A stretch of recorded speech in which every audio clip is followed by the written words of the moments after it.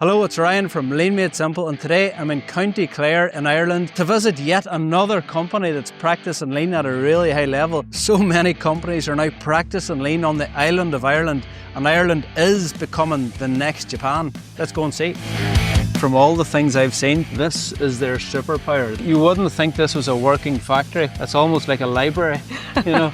Just being really honest, I don't like it. If we remove the physical barriers, we're also removing mental barriers as well. What was it like before lean? We were firefighting. I suppose you could say from chaos to calm. Yeah, that's one of the first things we noticed actually, is how calm. There's like nice music playing, everybody's walking around at a nice pace. There's lots of work getting done, but there's no chaos. Yeah. It reminds me of how our company used to be as well. Before we started lean, we thought it was brilliant because we're all busy and we were running around getting all this work done. But we actually, you know, we mistaked walking for working, I suppose. Yeah, I think that's the beauty of lean, between standardization, being able to answer the question where you ask it. So the more we do of that, the less there is of the need to, you know, for those interruptions or the wasted motion, all of that kind of thing. So yeah, it's definitely something we've worked hard on. So one of the things I've noticed, Mari, and I've noticed this from the start, is how calm everything is. And I honestly think that's a reflection as you as the leader. Yeah. You know, you're very calm, you know, softly spoken, and that has translated into the culture.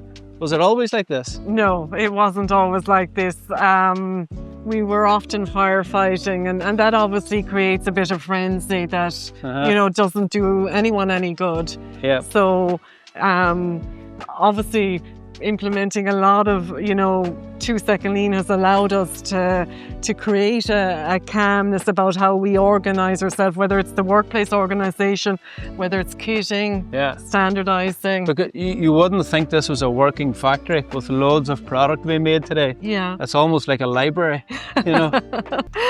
I've never heard it described like that. Yeah. So there's so many layers upon layers of improvement. I've just noticed this daily 3S Total Ownership Board. They've got an improvement tracker similar to the one we have at Seat Matters. Just everywhere you look, there's just improvement on top of improvement. Like even the cutout for all the sanding machines, they've all their different sanding discs all labelled. So this whole trolley is like a sanding trolley that they can take to an area and use. Every single corner and this plant has been touched by continuous improvement. And another thing they're really good at is visual signage. Remember, the standard you walk past is the standard you accept. But do you want to explain for our listeners and viewers, what do you actually make or do here? So we make a lot of industrial furniture, very, very much destined for the likes of the medical device companies. So it could be height adjustable benches, flow racks, anything that will help them with either their material handling, their throughput, their yield, and they're all modular. So you're a lean organisation creating lean products almost. Absolutely. So this is one of their products that they make here, and I actually like it so much that I've actually placed an order, and this is going to be my desk. We're going to get this shipped back to our company, and I'm going to use this for myself. We would have been doing what I suppose we'd call maybe traditional or corporate lean for a certain amount of time, and we had a certain amount of success with that, but we kept hearing the name Seating Matters, that we should go visit Seating Matters. We were just, I mean, I know for myself, I was literally blown away. The engagement, the vibe, it was just phenomenal. And I just said, how do we do that? I came out of there thinking, how do we do it? And I still wasn't quite sure, if I'm honest.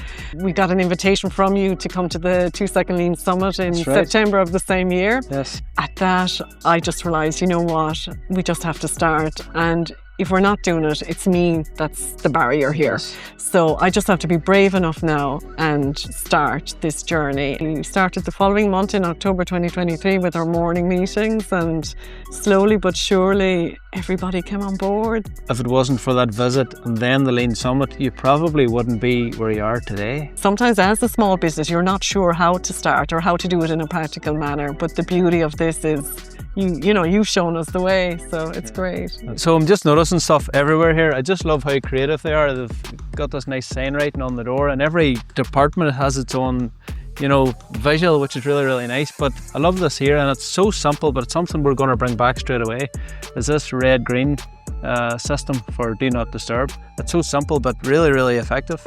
Adele, straight away, what's it like working in an organisation where the leader gets lean? Like a breath of fresh air, to be completely honest, because I feel it just does not work unless the leader is completely bought in and helping to drive it. I worked in a couple of environments where there was a lean philosophy, but it was very much efficiency based. It wasn't really about the people side of it so much. But then obviously coming to ATC, I had been here actually for a tour a couple of years ago, and the behaviour standards just blew my mind. It's like I had this aha moment where it just finally clicked that it starts with the people. Do you actually have standards for how to behave? Absolutely. I've never seen that before. Neither have I. It's incredible, and you're trying to teach people to leave things better than they found it and have respect for each other.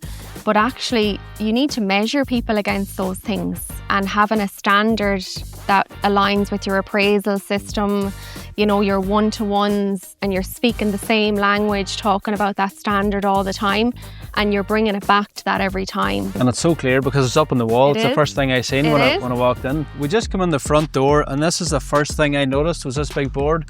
But then I went straight to here and I noticed behavioural standards. We were looking for a way that we could engage with our people, and how when we talk about excellence, we all know what we mean by a high level and a solid level. We obviously don't want to talk about the lows, but so everyone is on the same footing. And for example, if I take excellence, create a culture of always improving, high would be champions best practice, implements process and improvement projects, or wows the customer.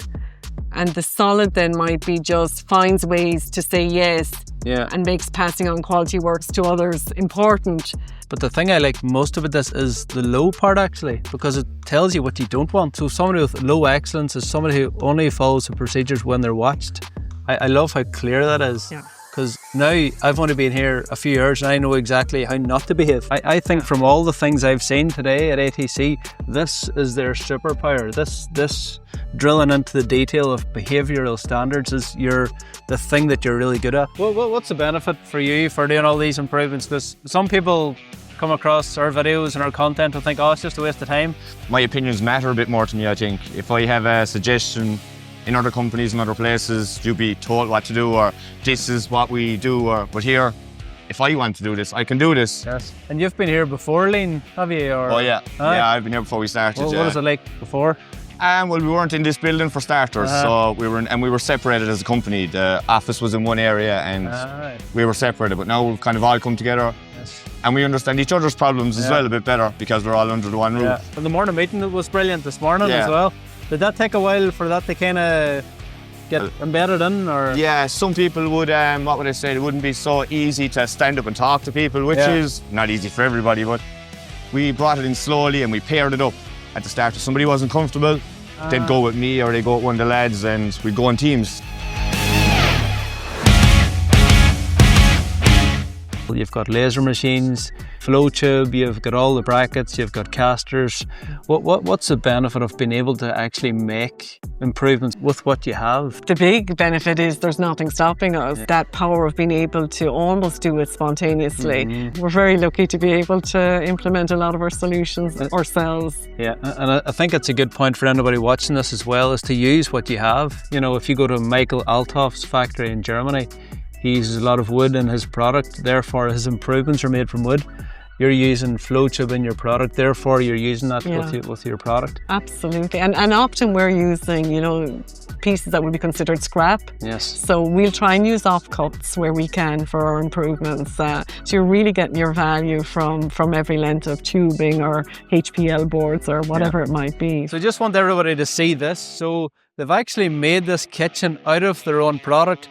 This is all the flow tubing they use. This is all the worktop that they use for their customer's product. And they've actually made their own kitchen. And just look at the detail here. If I'd have cut all this out with the CNC, you can see exactly where the plates go. You can see where the cups go. It's just really, really well dialed in. And even this table, they've made this table themselves. The spoons, the knives, the forks, and even the stand for all the books. This is their lean library, I suppose, and they've made this trolley out of their own product and out of their own material, and I see they've got a really good book there as well. Okay, Mary, what's the QR code for on the fridge? So let me show you. This is one of Jack's improvements. So if I hit that, you can see that there. Enough moo juice here. Pause the milk, order pronto. It's Jack having a little bit of fun, and he'll then go online and we get our milk delivered every morning, so he'll just pause that. This board is all our lifting equipment with lifting gear. The important thing is that it's certified. Yes. That it's in good working order. So once we get the certification back, everything is tagged with a yellow tag. Yeah. So we know that from here we have a yellow. The lads all know not to use anything without a yellow tag in it. Yeah. Any of the lifting equipment has to have a yellow tag. Even in this one area, there's so many improvements. You have the board, you have the register, you have total ownership. I have total ownership. The image of how it should look. How it should look. Yeah. The due date for the next certification. Right. I think we should talk about the parts section quickly. It's one of the areas that you showed us straight away. And again, you've been so humble and saying, if you find anything, let us know. One of the big objectives we want is to actually take the stores and cut it in half. We have cages up around the store, and one of our behaviour standards is trust and mutual respect. So we're feeling like a little bit of a hypocrite at the moment because we do have cages up around our stores. Because it's one of the first things I seen, the fence. It's just not the fence around the inventory, almost saying we don't trust anybody to go and lift something. Exactly it. But every time Toyota come to visit us, they leave us with a challenge. Amazing. So I suppose that's the challenge from me today, from what I've seen, is to remove the barriers from around the inventory area, and because if we remove the physical barriers, we're also removing mental barriers as well. Originally it was set up to help with the stock accuracy when we were getting set up with an ERP system, because it was a huge task to count the actual physical product and then load it onto the system, and it took a good 2 years to get it right, but we're finished with that now. We don't do annual stock takes anymore. We're using our Kanban systems, so we think we're done with this now. I don't, just being really honest, I don't like it. I don't like it's a physical barrier. If I wanted to go and get a part, I can't get it. Yes. As well as that, it's contributing to the 8 wastes because you're waiting for the store person, Michael, to open the door for you. And then that's adding to disruption during his process as well. So it's just, it's going to be a breath of fresh air when we actually take action on what you've suggested. Very good. So the next time I'm back, this will be all different then. It will be gone, I promise. Class. It's just over 40 years since it was built. It was one of the first buildings built in this area. Right, but you would never think that. The floors are perfectly clean, the walls are clean. It looks like a really new building. Yeah, obviously the 3S helps us keep that standard, and it is something we're working on every day because, you can use the excuse it's an old building. Yeah. You just have to try and maintain the standards as much as you can. You just noticed how clean the forklift is. It's almost like you painted it for us coming today. Well, actually, we didn't paint it free today, but it's definitely something we took inspiration from Seaton Matters. Like how old is this forklift? It's probably... It's good 10 years, is it? I'd say 20. Yeah. 20 years old, Yeah, and again, the total ownership helps maintain the standard. Yeah, brilliant. Absolutely. I think our biggest struggle has really been me, myself, in that, again, I come back to that piece of being brave enough to do it the way I think I need to do it. And that's, for us, is a big focus on the behaviours and really, do we have the right people on the bus that are going to come on the journey with us? Some people will come a certain part of the journey, and that's okay. They might decide that they want to go into another field, and I totally support that. And we would really support our team members here to grow and develop. But I am very conscious that sometimes some people just won't have what it takes from our perspective to take it to another level, and we are very ambitious. I'm just so excited that there's another example site in County Clare in Ireland, because my vision is to make Ireland the next Japan, and I absolutely believe that we can do that. Who wouldn't want to remove the struggle or fix what bugs them? It makes total sense. What you're doing here isn't normal. It's just not normal. And you just don't see it because you're here every day.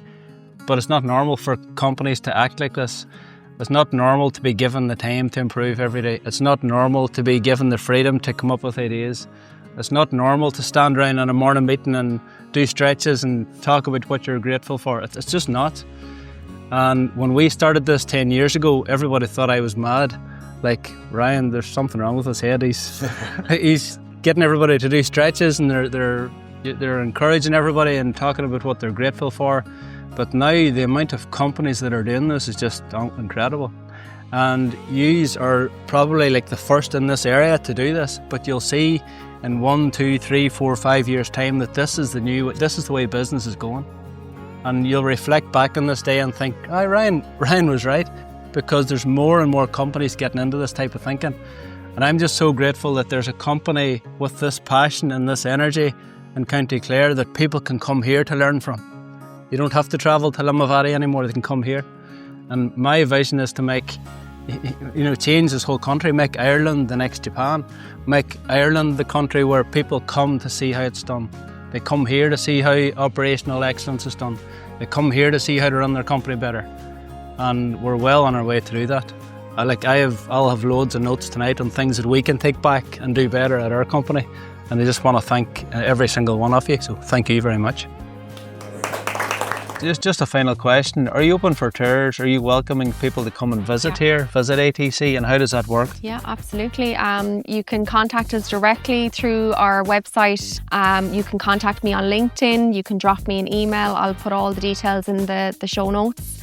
We're very open for people to come, and it's lovely as well to be able to help people that are starting off on certain areas that we might have had a little bit of success with. So it'd be great to get people to come and learn from us. Mm-hmm. And every lean company that we visit has their own little niche that they're really good at. Mm-hmm. If you go to Cocoon Rugs in Uri, they're really good at AI, they're really good at office lean. Can't wait to go there, yeah. They're brilliant. If you go to Adman, Steel Shades, they're really good at visual management.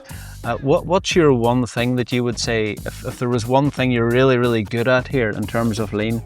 I would say the focus on the people side of it, the behaviours, Mm-hmm. aligning them with how you get actionable lean done. Yes. That's I think where we're a little bit different. Yeah. So I've just finished the tour here at ATC, and I was thinking, how do I end this video? Do we do a big fancy drone shot over the building? Do we go with a big high energy ending to the video? And I actually thought of doing something totally different and something more reflective. And as I'm just sitting here, I'm actually blown away by what I've seen. They're investing so much time in their people. They're teaching and training their people. They're giving their people time to improve. They're allowing their people to come up with ideas to make their job easier, which in turn is improving the company and serving the customer better. I just almost can't understand why every company doesn't do what ATC are doing. And I suppose on the way back up the road as we head up to Northern Ireland again, I'm going back with a lot of passion. I'm going back with a lot of energy from things that I've seen that I can take back. But I'm also going back with some pride because, when we started lean at our company, Seating Matters, almost 10 years ago, there was nobody doing this. And now there's companies springing up all over the island of Ireland that are practicing lean. It's just incredible.